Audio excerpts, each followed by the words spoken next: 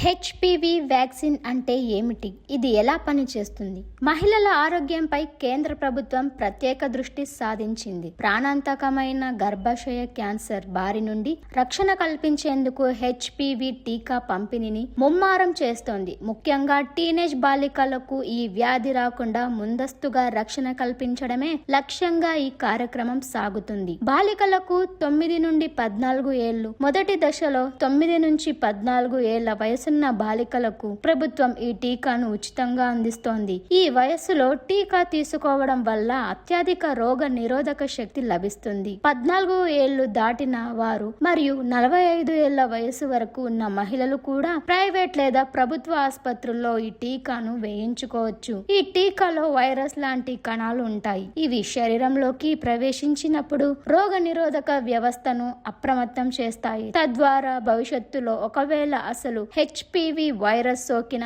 శరీరం దాన్ని సమర్థవంతంగా ఎదుర్కొంటోంది. ఇది క్యాన్సర్ కారక కణాలను పెరగనివ్వదు. అనేక శాస్త్రీయ అధ్యయనాల ప్రకారం హెచ్పివి టీకా పూర్తిగా సురక్షితం. దీనివల్ల ఎటువంటి తీవ్రమైన సైడ్ ఎఫెక్ట్ ఉండవు. గర్భాశయ క్యాన్సర్ ను నివారించడంలో ఇది అత్యంత ప్రభావవంతమైన మార్గమని వైద్య నిపుణులు సూచిస్తున్నారు.